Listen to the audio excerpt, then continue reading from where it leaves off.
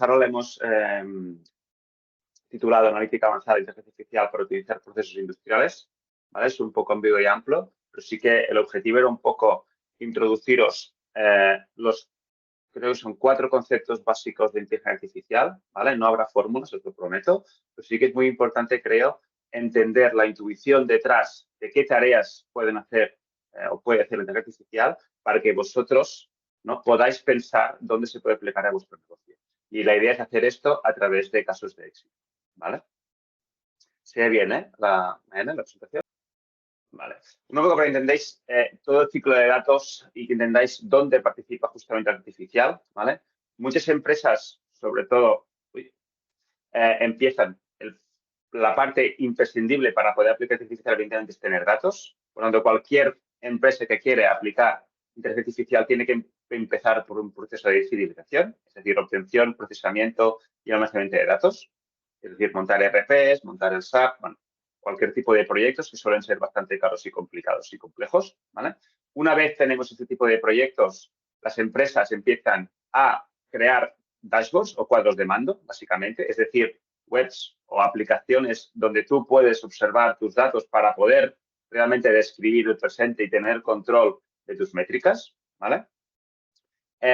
Pero normalmente nosotros empezamos con clientes que ya tienen esta etapa también completa y es a partir de aquí donde podemos intentar aplicar inteligencia artificial para optimizar procesos, ya sea haciendo predicción, como predicción de ventas, por ejemplo, o automatización de procesos, optimización, ¿vale?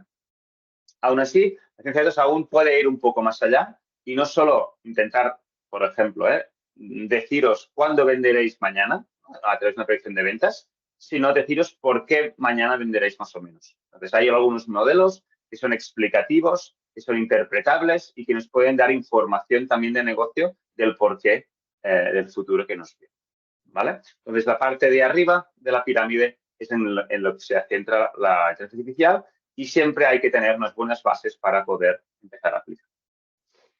Entonces, para que entendáis diferentes clientes nosotros que tenemos, nosotros somos una empresa cross-sector, es decir, trabajamos con empresas de cualquier sector, ¿vale? Y como veis, pues tenemos clientes como pues, CaixaBank, que les hemos pues, optimizado todo un proceso de validación de los parámetros de sus fondos de inversión. Para SEAT, que hemos hecho pues, un predictor de precio de sus coches de leasing. Para Danone, que hacemos predicción de ventas, que, por ejemplo, también lo hacemos para una empresa de Bogavante, para una empresa de enchufes y para una empresa de periódicos. Es decir, como veis, creo que aquí este ejemplo de predicción de ventas es un claro ejemplo donde nosotros tenemos realmente el conocimiento de la gestión de datos y de los proyectos de inteligencia artificial y el cliente muchas veces pues, nos lleva la información o el conocimiento de su sector o empresa en concreto. ¿De acuerdo? Bueno, hasta aquí un poco la introducción, que he intentado que sea muy breve y quería empezar por una breve definición de inteligencia artificial, ¿vale? Porque sí que se utilizan muchas palabras, algunas muy ambiguas y se mitifica un poco la inteligencia artificial, yo creo, con el objetivo de que el desconocimiento pues, genera... Hay muchas empresas que venden un poco de humo y por eso quería empezar por una definición que yo creo que se ajusta bastante bien. Y la definición que me gusta usar es la capacidad de un ordenador de procesar datos y encontrar patrones, es decir, que tiene que autoaprender la máquina, y esto es un concepto muy importante, para alcanzar con éxito y a veces rapidez una tarea muy concreta, ¿vale? Y aquí hay varios temas importantes a entender. Primero es la capacidad de un ordenador, y este ordenador no tiene que ser un superordenador, puede funcionar en vuestro portátil perfectamente, ¿vale? A veces sí que ChatGPT tiene que entrenarse con ordenadores súper grandes porque tienen muchos parámetros, pero hay muchos algoritmos que pueden funcionar en vuestro ordenador perfectamente. Tiene que procesar datos y encontrar patrones. Es decir, la gracia es que el algoritmo tiene que autoaprender. Lo digo porque hay muchas empresas que venden y dicen que hacen inteligencia artificial, pero realmente no lo están haciendo. Si tú a la máquina le dices exactamente qué tiene que hacer en cualquier situación, esto no es inteligencia artificial. Esto es un robot que tú le dices, en este caso, haz aquello, ¿vale? Inteligencia artificial es aquel algoritmo que tú le das unos datos y él es capaz solo de encontrar patrones, aprender e intentar predecir el futuro, ¿vale? Y la idea final es que realmente las inteligencias artificiales aún no hay una inteligencia artificial general que sepa hacer de todo, como nosotros, que somos capaces de hacer muchas cosas, sino que están realmente entrenadas para hacer tareas muy, muy, muy, muy concretas, ¿vale? Una cosa es una inteligencia para jugar ajedrez, otra es para predecir ventas, ¿vale? Sobre todo, si tenéis dudas, hacerlas. No sé, Mayalen, cómo queréis gestionar las preguntas, por canal o en vivo, o levantar la mano, pero sería bueno tener un diálogo. Entonces, ¿y por qué ha habido un boom? Por dos cosas. Primero, unos algoritmos de autoaprendizaje de gente muy lista, pero que son muy antiguos ya, tienen más de 30 y 40 años, ¿vale? Pero que en su época los ordenadores no eran suficientemente potentes para explotar estos algoritmos. Esto se ha sumado últimamente, la capacidad de computación brutal que ha habido en los últimos años, que ha permitido que estos algoritmos realmente tengan una escala suficiente para poder aprender y ser realmente útiles, ¿vale? Entonces, aún así, yo siempre recuerdo una frase que se atribuye a Picasso: los ordenadores son inútiles porque solo nos dan respuestas. Y esta es una frase que es muy importante que recordéis. En cualquier empresa no hay que invertir en tecnología ni inteligencia artificial porque está de moda y solo porque es potente. Estas soluciones solo y siempre os darán respuestas, pero nunca preguntas. Y creo que ChatGPT es un súper buen ejemplo. Si tú no sabes exactamente qué preguntarle a ChatGPT, ChatGPT es inútil. Es muy importante tener en cuenta siempre, antes de empezar cualquier tipo de proyecto, es qué pregunta tenemos, qué proyecto queremos hacer, qué impacto tendrá, para qué lo querremos usar. He visto muchos ejemplos de empresas que se dejan millones de euros con un data lake, con un dashboard, y quieren montar una inteligencia para después preguntarle algo, y normalmente suele ser un fracaso. Es muy importante analizar bien el caso de uso previamente. Pues bueno, vamos ya un poco con los casos de éxito y casos. Primero de todo, de algoritmos de inteligencia artificial hay muchísimos, ¿vale? Esto es un ejemplo para que veáis que de nombres y palabrotas de algoritmos hay muchísimos, pero realmente todos se pueden agregar en el tipo de tareas que hacen, ¿vale? Y realmente todos los algoritmos de inteligencia artificial se pueden clasificar en 4 tipos. Uno, que es de regresión, que quiere decir, ahora entraremos cada uno en concreto, que es predecir un número. Otro tipo de tarea se llama clasificación, que es predecir una categoría o etiqueta. Después hay lo que sería segmentación, que sería crear categorías o etiquetas. Y finalmente, optimización, que es encontrar la mejor opción, ¿vale?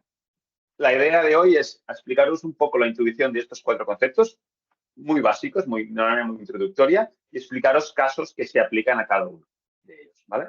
Así que empezaremos por regresión, predecir un número, si os parece. Vale, predecir un número, hay un ejemplo el cual es muy probable que todos conocéis o que habéis utilizado una vez en vuestra vida, que es la regresión lineal, ¿vale? La regresión lineal, lo cual todos sabéis lo que es tenemos un mar de puntos de una variable 1, de una variable predecir, y la gracia es queremos, ¿no?, predecir esta variable a partir de un punto, variable 1. ¿Qué se hace normalmente? Pues se pinta una recta que sigue todo tu histórico, que son nuestros puntos anteriores que queremos aprender, y cuando llega un nuevo punto, que por ejemplo tiene un valor 15 en la variable, nos vamos a la recta y pues la variable predecir en este caso sería pues, 120.000, ¿vale? Y muchas veces me hacen la pregunta, ¿una recta de regresión es inteligencia artificial? Y la respuesta es sí, ¿vale? Y a mucha gente le sorprende porque siempre creen que la inteligencia artificial es algo muy, muy, muy complejo, pero si os fijáis, una recta de regresión es un algoritmo que en base a unos puntos, a un pasado, a un histórico, aprende y predice un número para una nueva instancia que no tienes en tu histórico. Y esto, el algoritmo ha aprendido automáticamente. El algoritmo es encontrar la recta perfecta que hace que se ajuste lo mejor posible y está aprendiendo. Si tú le cambias los datos y le dices, ahora vuelve a hacer otra recta, te está aprendiendo diferente y aprende y se ajusta en función de tus datos históricos, ¿vale? Por tanto, sí. Pero ¿qué pasa en la realidad? Que una recta de regresión es el modelo más sencillo, ¿vale? Y hay muchos casos donde hay que predecir un número en el cual el caso es muchísimo más complejo, ¿vale?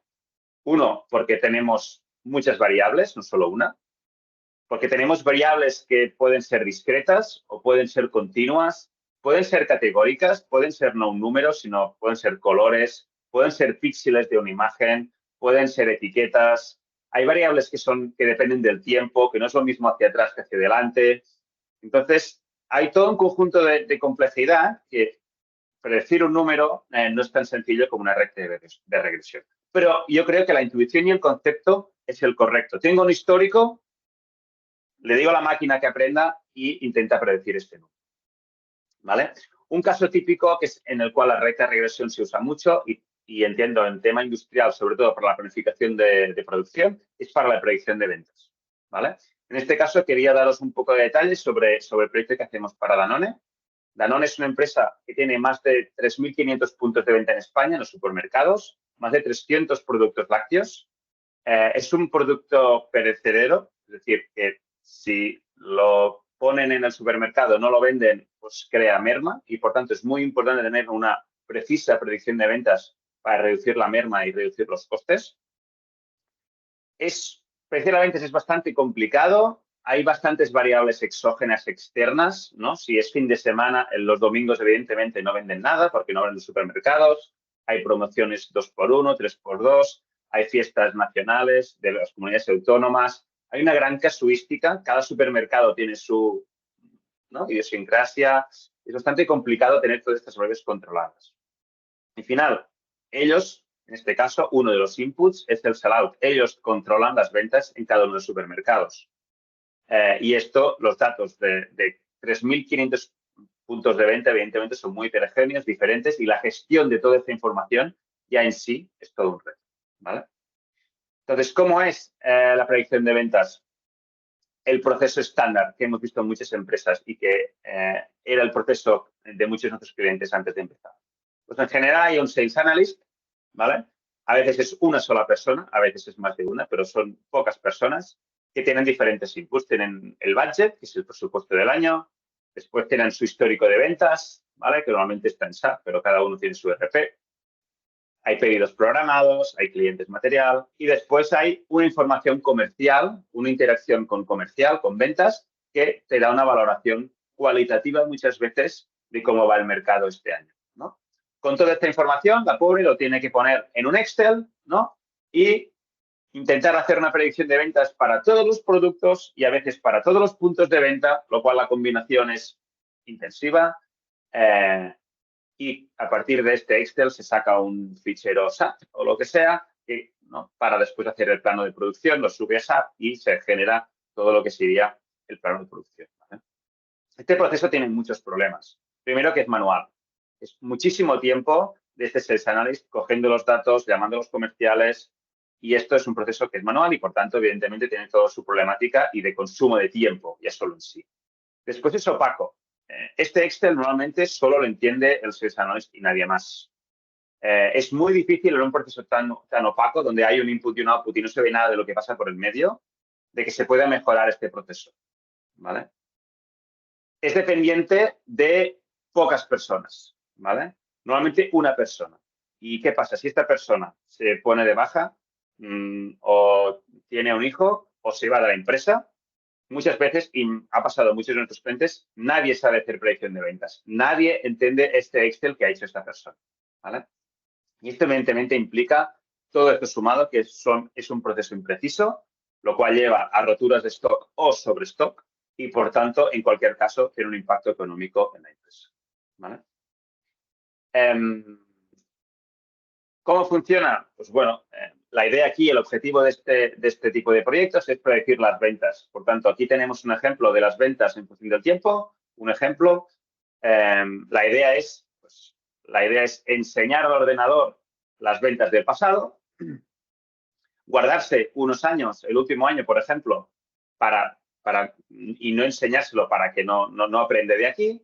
Y la idea es comparar realmente las ventas reales que has tenido con las ventas que ha dado el algoritmo, ¿vale?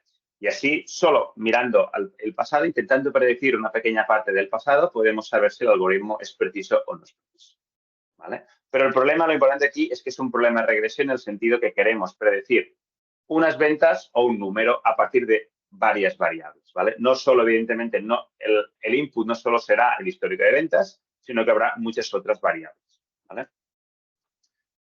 Hay muchos problemas en este tipo de proyecto. Primero, muchas veces hay productos con muy pocas ventas y estos modelos, si no hay un cierto volumen, no funcionan. Por lo tanto, normalmente hay que segmentar los productos en grupo de productos o puntos de venta, agregarlos en puntos de venta común para hacer una predicción agregada del conjunto, ¿vale? Esto es muy típico. Después, falta información. No siempre tenemos toda la información que sabemos que afecta a las ventas, ¿no? Un caso ejemplo es, si yo intento predecir la venta de paraguas, si no tengo la meteorología como variable, no funcionará la predicción de ventas de paraguas, ¿no? Hay mucha influencia en variables exógenas. Pues no solo depende del tiempo, hay pedidos programados, hay cambios de tarifa, ¿no? Las empresas cambian de precio y esto afecta muchísimo a las ventas. Hay promociones, hay roturas de stock. O sea, hay muchas variables que a veces, ¿no? El histórico de ventas tampoco es perfectamente limpio, ¿no? Porque cuando rompes stock no has vendido, pero hubieras vendido. Entonces, el histórico de ventas tampoco es exactamente un input perfecto para predecir las ventas del futuro, ¿no? Y hay cambios de contexto. Es decir, nuestro histórico para aprender, si es un contexto diferente al actual, no funcionará. Y por eso, evidentemente, durante el COVID, que el contexto cambió, todas las predicciones de ventas pues, no funcionarán, porque el contexto donde se predice tiene que ser el mismo del contexto donde el algoritmo ha aprendido. Si cambia el contexto, el algoritmo no lo sabe, ¿vale? Y finalmente, hay que admitirlo, hay ruido, hay azar. No todo se puede predecir y no siempre funcionan este tipo de algoritmos, ¿vale? Hay que tenerlo en cuenta.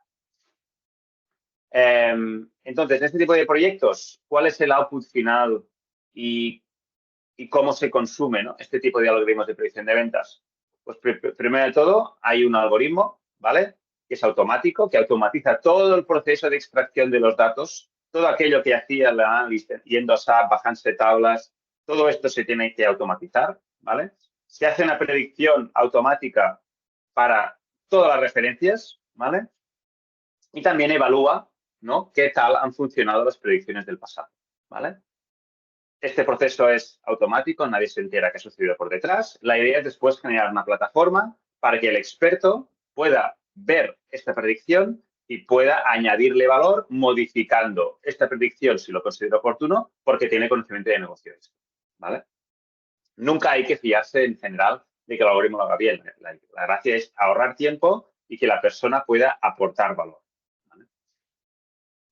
Y finalmente también todos estos outputs se pueden compartir con los comerciales, con negocio, con quien se considere, a través de otras plataformas como ClickView, Power BI o cualquier plataforma, ¿no? de cuadro de mando que tengas, ¿vale? Pero normalmente este tipo de proyectos siempre tienen como estas tres patas, que evidentemente todas están conectadas entre ellas a través pues, del Data Lake o la base de datos o Google Studio RP, lo que sea, ¿vale?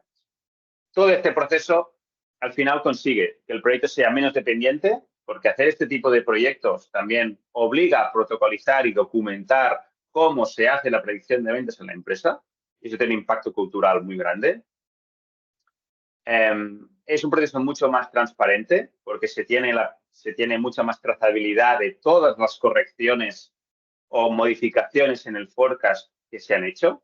¿Qué usuario ha hecho qué modificación? ¿Qué precisión tenía el algoritmo antes que interviniera el analista? ¿Qué precisión hemos ganado o hemos perdido precisión una vez ha intervenido el analista, ¿no? Esa trazabilidad hace que el proceso sea transparente y, por tanto, se pueda mejorar. Y finalmente, pues todo esto sumado hace que el proceso sea mucho más preciso. Es un proceso escalable, ¿vale? Porque se automatiza mucha parte de los procesos. No tiene sesgos, ¿vale? Porque al final la máquina no tiene... Los humanos al final tenemos ciertos sesgos.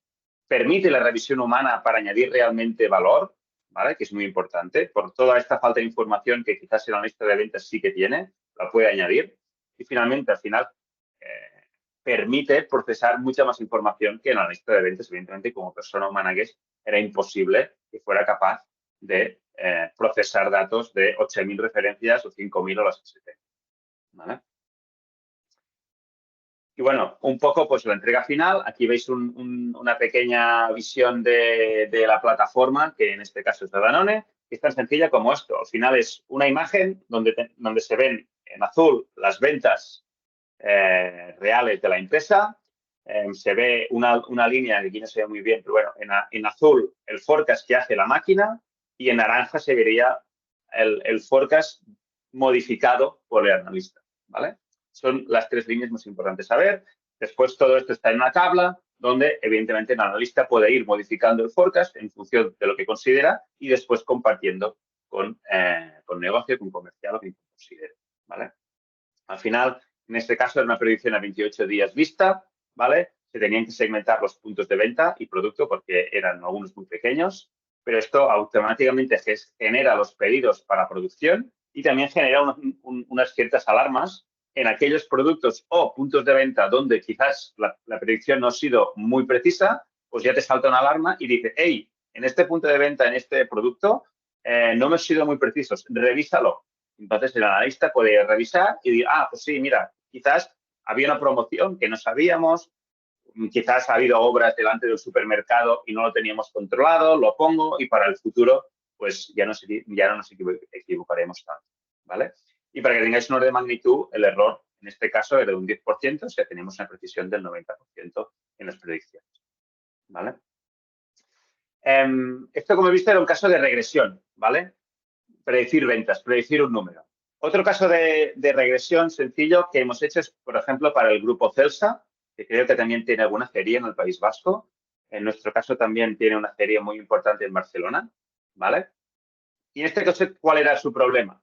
Pues su objetivo era, no sé si conocéis esta empresa, pero básicamente compra chatarra y hace acero, ¿no? Y cuando compra la chatarra es muy importante valorar la calidad de esta chatarra, ¿vale? Que es justamente lo que determina el precio de compra.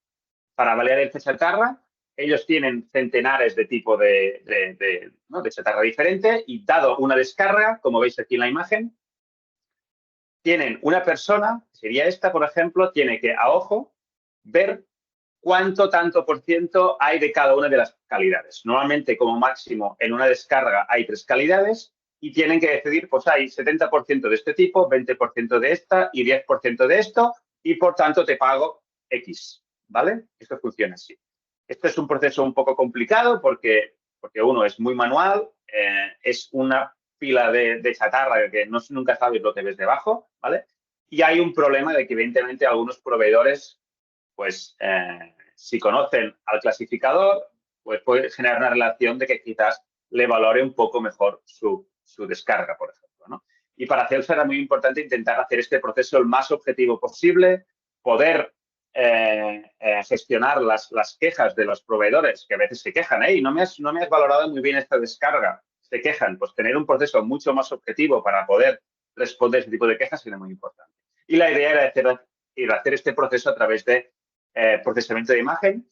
La idea es hacer una cámara, como veis aquí, utilizar esta cámara para que un ordenador pueda clasificar automáticamente la chatarra. Por tanto, en este caso es también un problema de regresión porque tenemos que predecir el número, el tanto por ciento de cada una de las calidades para cada carga, ¿vale? Pero al final es lo mismo, es regresión, predecir un número. En este caso, tanto por ciento de un tipo de calidad de chatarra dada una imagen, ¿vale?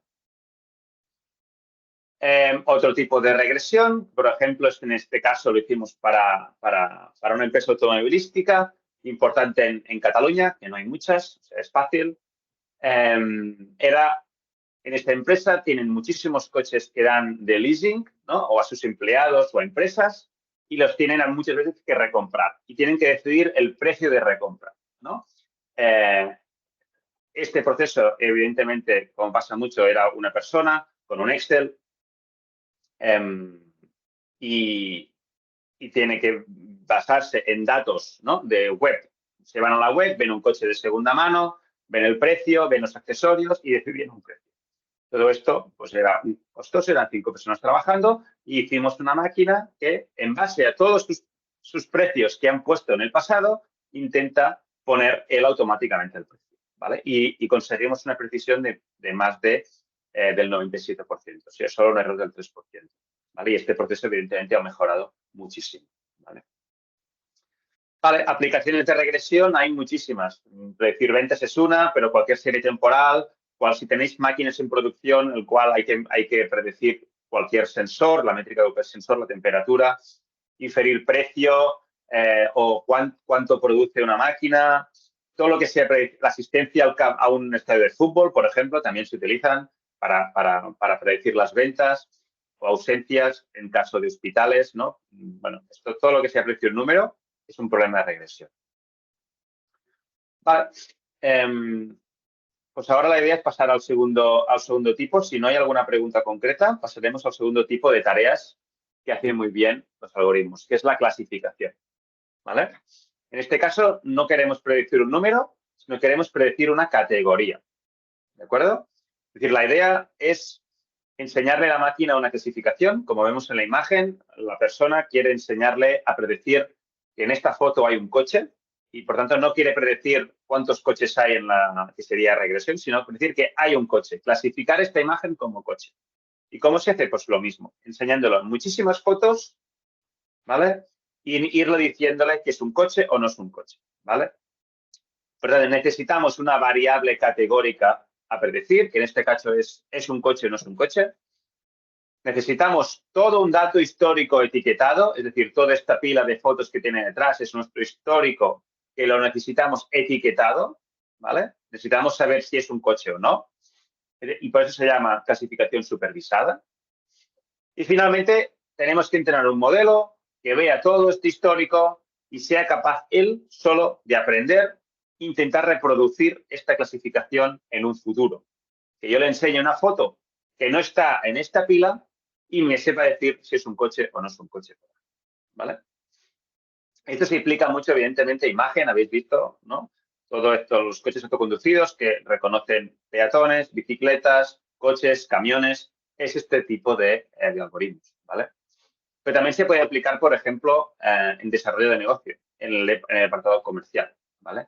En este caso lo aplicamos para una empresa de distribuidora de gas, solo hay una, creo, en España, que tiene más de 5 millones de clientes, tiene todo tipo tienen el consumo, tienen las quejas y tienen muchas bajas, ¿vale? Mucha gente se está pasando del gas a la electricidad. ¿Por qué? Pues bueno, pues miren, ¿no? Pero evidentemente para ellos es un problema. Y querían hacer un proceso para poder mejorar la fidelización e intentar que estos clientes no se den de baja, porque cuando ya estén de baja ya es demasiado tarde. Querían hacer una acción previa, ¿vale? Por tanto, ¿qué necesitábamos? Pues a través de todos los datos de clientes que tenemos, como la fecha de inicio del contrato, el tipo de tarifa, la zona climática, el histórico de consumo, el histórico de reclamaciones, la renta a través del censo, podemos aproximar la renta del cliente, el año de construcción del edificio con el catastro y los metros cuadrados, poner toda esta montaña de datos a esta máquina y que nos diga, este cliente se dará de baja en 1, 3, 6 o 12 meses. Esta es la pregunta que tenemos, ¿vale? ¿Será esto posible? Pues bueno, aquí esto creo que como no tengo muchísimo tiempo no lo pasaré, pero para simplificarlo muchísimo, ¿cómo funcionan estos algoritmos? Pues muy fácil. La idea es hacerle, evidentemente, ¿cómo clasifica un hombre? ¿Cómo clasificamos nosotros? Pues le hacemos preguntas, tenemos un histórico, clientes que se han dado de baja en rojo, clientes que no se dan de baja en verde. La idea es hacer un tipo de preguntas con un formulario y al final se te agrupan las personas en, ¿no? Si la mayoría tienen un consumo menor de X, no se da de baja, consideras que todo este grupo no se da de baja, ¿vale? Esto es clasificar con un árbol de preguntas. Y tú, pues cualquier clasificación que depende de cómo haces las preguntas, en qué orden y todo, te da una precisión de esta clasificación, ¿no? Entonces, aquí la pregunta es, ¿cómo hago las preguntas?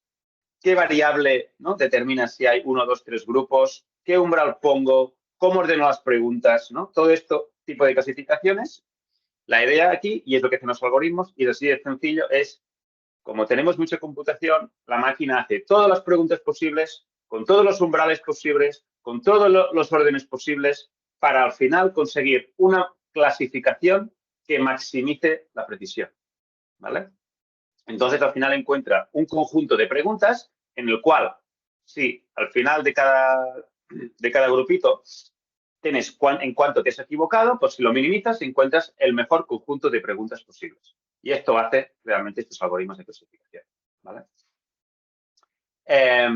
Entonces, ¿qué es una cosa interesante? Que estos tipos de algoritmos no solo te dan la clasificación, sino te dan también la importancia de cada variable en su decisión, ¿vale? Y esto era muy importante para este cliente. No solo interesaba saber la idea de ordenar todos los clientes por la probabilidad de baja, que era el objetivo del proyecto, sino que también le entregamos, como vemos a la izquierda, qué variables eran las más importantes para saber si un cliente se era de baja, que en general a nivel poblacional pues era el número de quejas que tenían, o era, no me acuerdo, en este caso era el año de construcción del edificio, porque era más probable que hiciera una reforma y entonces cuando hacen las reformas, cuando la gente se cambia de gas eléctrico. Pero en este caso también se pueden hacer entender por qué un cliente concreto se da de baja. Porque puede ser que en general la población se dé de baja por el año de construcción, pero a un cliente concreto el algoritmo cree que se da de baja porque ha hecho 10 reclamaciones en el último mes, ¿vale?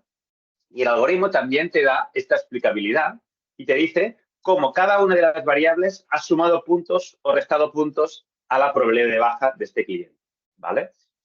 Y entonces esto es muy importante para, sobre todo, poder guiar la llamada comercial de fidelización, tenerle un pequeño informe, decir, mira, este cliente es muy probable que se dé de baja y por estas razones, ¿no? Y esto ayuda mucho, evidentemente, al discurso comercial. Y al final aquí, pues lo que conseguimos es hacer unas campañas que con solo actuando en el 1% de los clientes ya estábamos atacando el 22% de las bajas, ¿vale? Veo aquí una pregunta.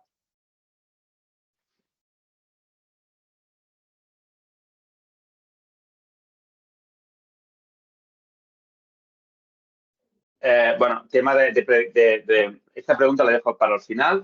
Creo que tengo otro slide, pero hay todo tipo de calidades. Galvanizado, tengo que mirarlo si era una de las diferencias, pero pues, podría preguntar en qué tipo de calidades, pero había más de 100 calidades y la idea, evidentemente, era separar por precio. ¿Vale?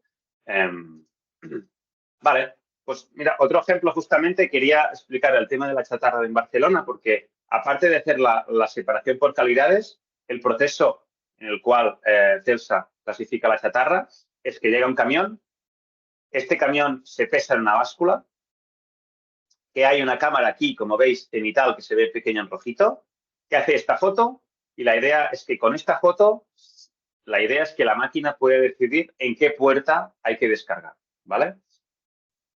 Se escoge una puerta donde descarga el camión y el camión pues ya se pone en la chatarra se pone en el foso, se evalúa, se decide el precio de compra, se pone el foso y del foso se pone la cesta para que después va al horno, ¿no? Eléctrico.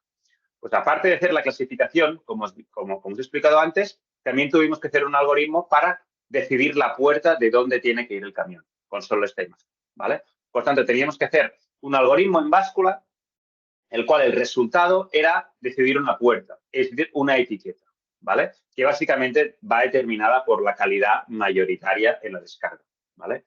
Y por tanto, esto era un problema de clasificación, porque yo tengo que predecir una puerta a partir de una imagen, ¿vale?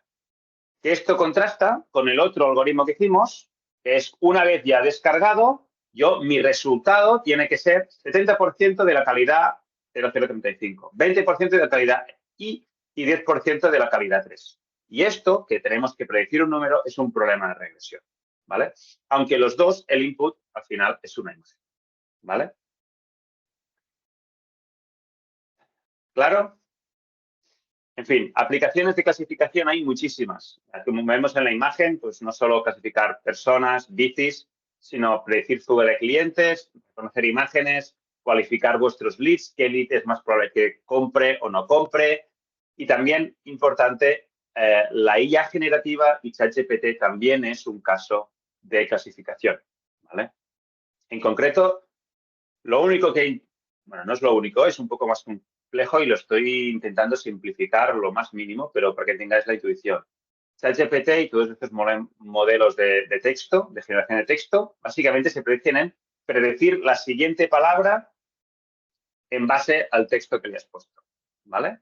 Entonces, como veis en la imagen, Pues dada una palabra, hay diferentes palabras que se pueden usar y la idea es predecir cuál es la palabra más probable, ¿vale? ¿Y en base a qué? Pues a todo, básicamente estos modelos han leído todo Internet y leyendo todo Internet calculan cuál es la palabra más probable que venga después, ¿vale? Es un poco más complejo porque después se hacen varios árboles y se escogen qué frase es la más probable, pero bueno, en general la idea es que entendáis que no es muy diferente y que el algoritmo es básicamente lo mismo. Yo le doy todo de texto y tengo que predecir, dado un texto que me han dado nuevo, que sería el prompt, cuál es la palabra más probable que tiene que ir después. ¿Y cuál es la siguiente? ¿Y cuál es la siguiente? Y así hasta hacer el texto que ChatGPT os da, ¿vale?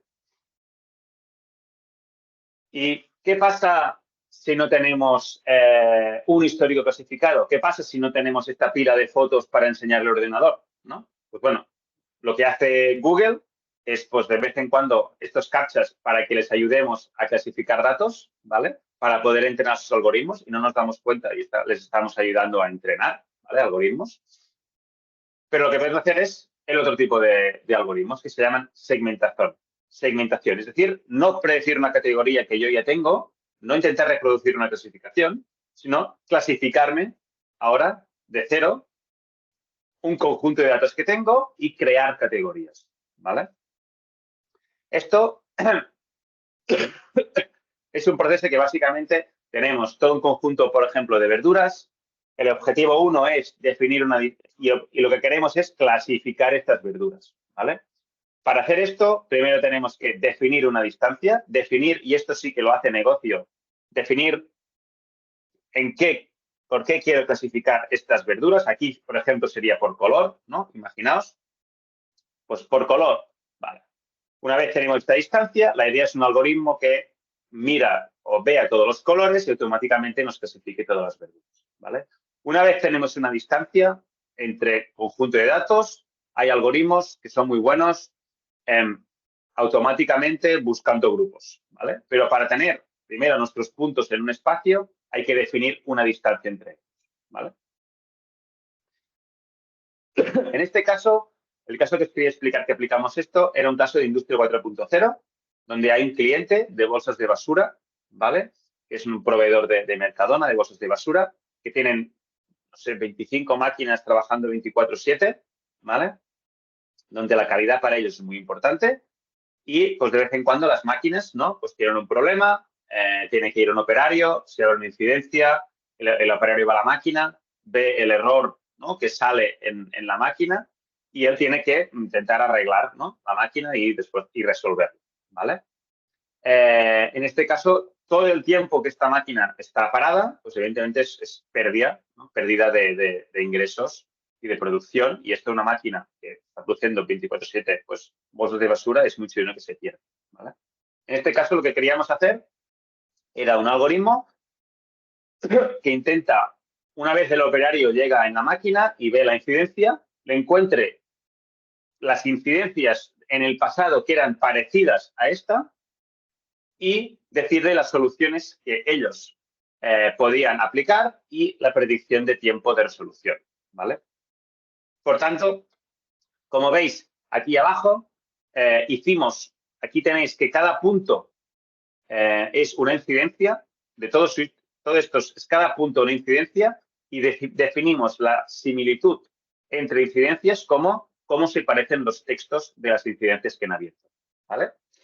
Una vez definimos esta distancia por cómo se parecen los textos, ya tenemos un espacio y podemos poner en este espacio todas nuestras incidencias de nuestra maquinaria, ¿vale? A partir de aquí aplicamos un algoritmo que te encuentra grupos, vimos los grupos de tipos de incidencias y podíamos ver si eran tipos de un tipo de pieza, si eran otro tipo de pieza, y esto ya fue un análisis interesante para ver, ¿no? Qué tipos de incidencias tenemos, pero la gracia es que una vez tenemos una incidencia nueva, la ponemos en este mapa, vemos qué incidencias tenemos cercanas y por qué se parecen y generamos una pantalla que para dada una incidencia nueva te saca las 3 o 4 incidencias parecidas del pasado, te dice qué solución se hizo y qué predicción de tiempo de parado tiene esta máquina, ¿vale?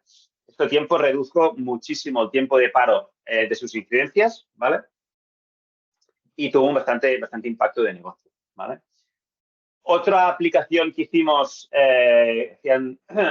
con este tipo de algoritmos, pues el control de calidad. En este caso había para el mismo cliente una máquina de bolsas de basura que pues va rechazando rollos de basura que no están bien hechos, ¿vale? ¿Cómo hacían el control de calidad? Pues había una persona con un Excel al final del día que se miraba el número de rechazos que tenía cada máquina y si había una máquina que había más rechazos de lo que ella consideraba aceptable, pues se revisaba la máquina para intentar ver si había alguna cosa que no iba bien e intentar reducir el número de rechazos, ¿vale? Evidentemente esto, uno, es un proceso que se hace al final del día, la persona no puede estar permanentemente mirando los rechazos.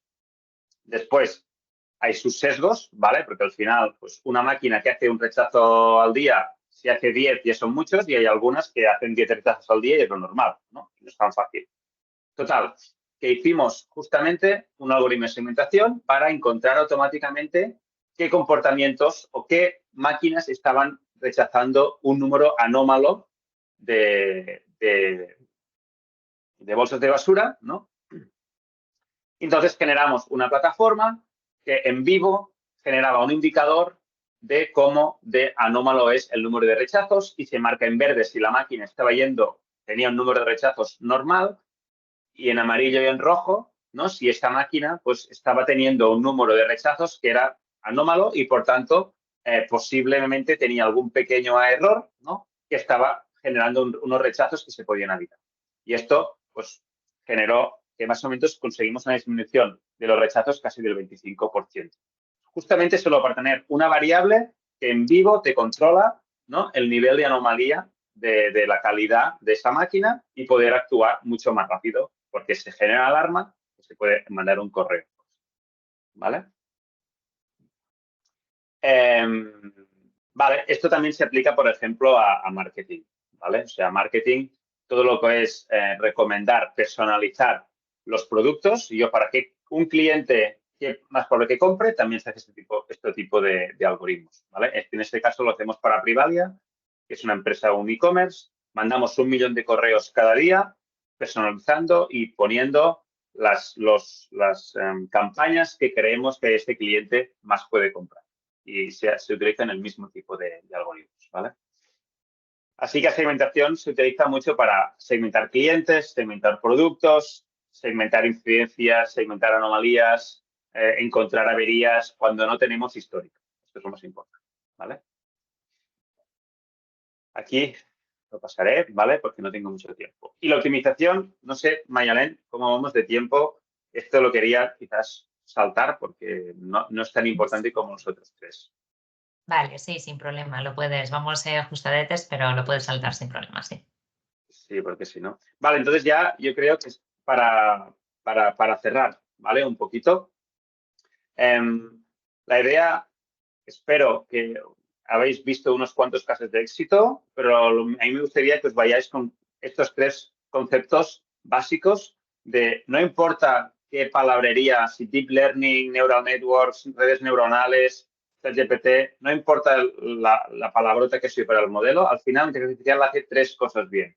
Predecir un número, ya hemos explicado un caso de predicción de ventas, y también hemos visto en Celsa predecir cuánta calidad hay en una descarga de chatarra. Después, predecir una categoría que hemos visto que puede usar para clasificar imágenes, pero también para clasificar a tus clientes entre los que se pueden dar de baja o no, o qué clientes pueden comprar o no. O, por ejemplo, también sería útil para, si una máquina tenéis averías, y tenéis un histórico de averías suficientemente grande, entrenar cuando una máquina quizás se esté a punto de averiar, ¿no? Porque su comportamiento es parecido al comportamiento de vuestro histórico antes de que hubiera una avería. Si no tenemos un histórico para que la máquina pueda aprender y queremos crear categorías, pues podemos hacer una segmentación. Es el típico caso en marketing es segmentar a tus clientes, pero también puede servir para segmentar el comportamiento de tus máquinas y encontrar, ¿no?, comportamientos que son anómalos y son diferentes y, por tanto, quizás tienen un impacto en vuestra calidad, ¿vale? O segmentar todas vuestras incidencias de las máquinas y saber de qué tipo son y cuando tienes una nueva te la pone en esa categoría y, por tanto, ya sabrás cómo hay que actuar, ¿vale? Y con esto solo quería, bueno, esto lo pasaré, creo. quería hacer, no sé, Mayalen, de tiempo, quería hacer un pequeño quiz, si saben qué es de regresión, clasificación, segmentación y optimización, pero... Sí, tenemos unos 5 minutillos, no te preocupes.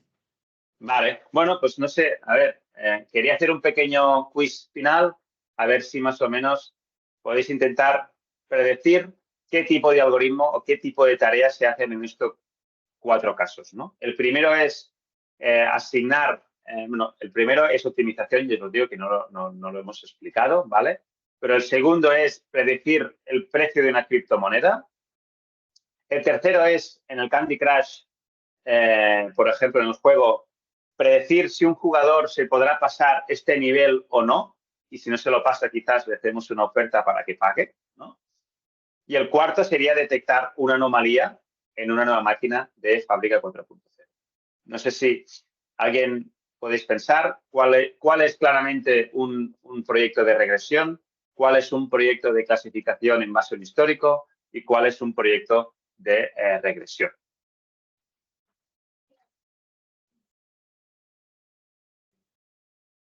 Os doy, nada, un minutito para pensar.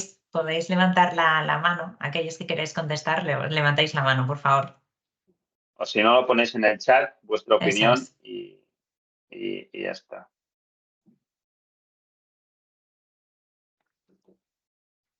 Uy. No sé, Mayalain, si tú tienes alguna opinión. ¿Tenéis alguna idea? Vamos a esperar. ¿Alguien está? ¿Andrésena está contestando?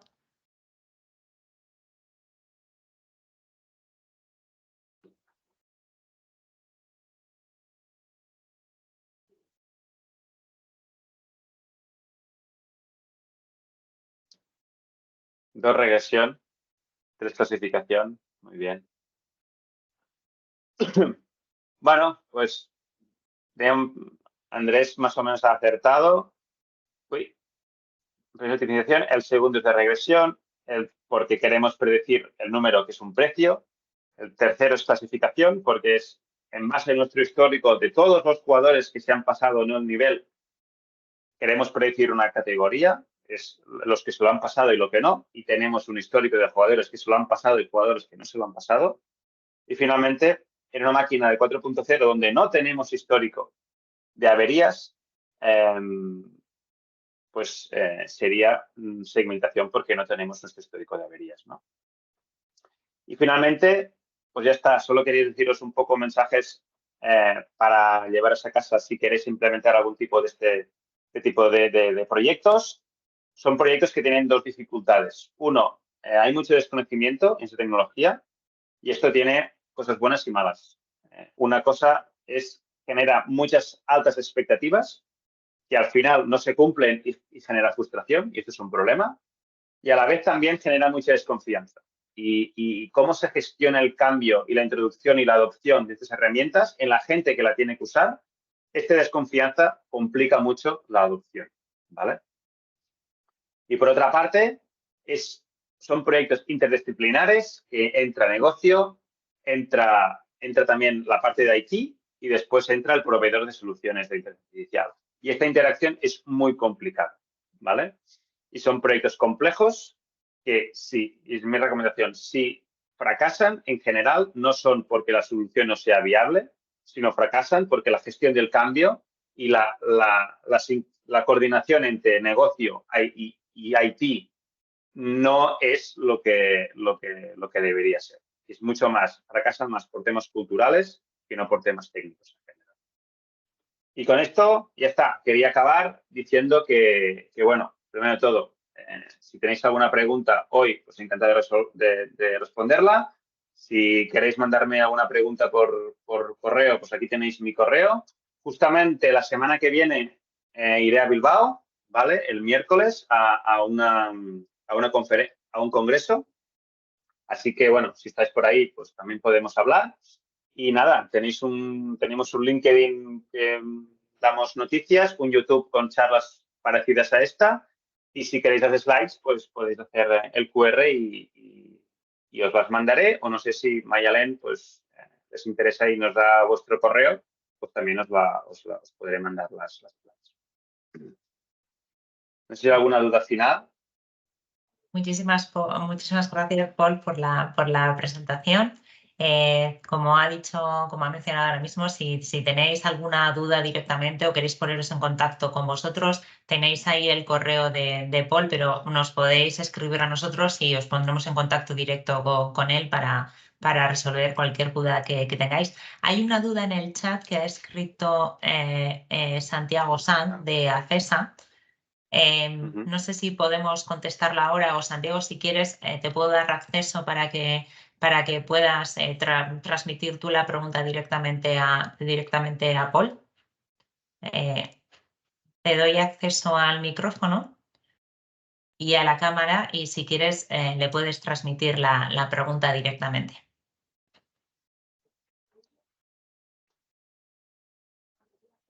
¿Está presente? A ver, ¿ahora se me oye? Sí. Ahora sí. Bueno, era eso poco, Paul. Cuando estás con el tema este de Celsa y demás, era por saber si eso sí, qué tipo de diferenciación era capaz de hacer, ¿no? Además, las fotos que has puesto, pues eso, fotos en báscula con un buen batiburrillo de cosas diferentes, ¿no? Que no se parece nada a la foto que has puesto después un poco pues, de la fruta, ¿no? De que tiene colores y formas muy diferentes y muy segregados. O sea, ¿qué tipo de diferenciación realmente puede hacer ahí con esa foto o con fotos posteriores o cuando está descargando que a lo mejor el material sale más desgregado o ya está en el suelo simplemente? O sea, de verdad hay una diferenciación porque al final si es solo por fotografía podrá diferenciar pues formas y colores, ¿no? Pero en este caso las formas son todas diferentes porque a veces pues vienen como has puesto ahí, pues a veces como en cables, a veces en trozos grandes, cuadrados, pequeños, triangulares, esferas, no sé, vendrá cualquier cosa que no se puede, que no se parecerá a lo anterior y por colores pues cambiaba bastante la cosa, ¿no? O sea, al final te he puesto un poco ese ejemplo, ¿no? De el acero inoxidable al acero al galvanizado, pues visualmente pueden ser iguales. Pueden ser iguales a ojo de... A ver, yo hay que decirlo que ya de cuando me presentó Celsa el reto, yo era escéptico de que fuera posible, y soy sincero, ¿vale? Porque yo veía como no experto las chatarras y digo, yo lo veo muy complicado. Pero ellos tenían mucha fe que esto era posible. Y al final, yo siempre hago la misma pregunta. Al final, el clasificador que clasifica la chatarra a pie de chatarra lo hace visualmente. También puede tocar y puede rascar, pero en general, ellos me dijeron, visualmente se puede hacer. De hecho, su objetivo y su proyecto es, a primera instancia, es que los clasificadores pueden hacerlo desde una sala con una cámara. Y cuando ellos me dijeron esto, que esto era posible, dijo, bueno, si una persona es capaz con una cámara desde una sala poder clasificar una chatarra, quiere decir que realmente se basa en las formas y los colores. Y esto decir, bueno, si una persona es capaz de hacerlo, quizás un algoritmo que es capaz de ver miles y miles y miles y miles de fotos, porque Celsa creo que tiene más de 1000 descargas a la semana, y tenemos todos estos datos en una base de datos, bueno, vale la pena probarlo. Y finalmente, pues, bueno, evidentemente la precisión no es del 99%, ¿vale? Pero sí que hemos conseguido, por ejemplo, que el algoritmo nos dé una métrica de confianza, ¿vale? Y entonces, pues, hay un 70% en que el algoritmo funciona suficientemente bien para poder creerlo y automatizarlo, y hay un 30% que la máquina no acaba de funcionar bien, ¿no? De hecho, hay muchas confusiones y tenemos una métrica de confusión y que vemos que la viruta con no sé qué se confunde, ¿no? Porque se parece mucho. Y pues entonces, cuando el algoritmo ve ese tipo de calidad, ya le da una confianza baja y entonces quizás este tipo de clasificación pues ya no se automatiza y siempre pasará por una persona que la pueda validar. Sí, ¿vale? Sí. Pero funciona realmente mucho mejor de que nosotros como técnicos esperábamos y realmente la fe que puso Celsa en el proyecto fue determinante para el éxito. Y hemos estado un año, bastante gente trabajando en ello, no fue nada sencillo. Sí. Vale, gracias, Paul. Gracias a ti por la pregunta. ¿Alguien más? Podemos tener unos últimos minutillos para alguna pregunta más. Si queréis formularla, os directamente levantar la mano y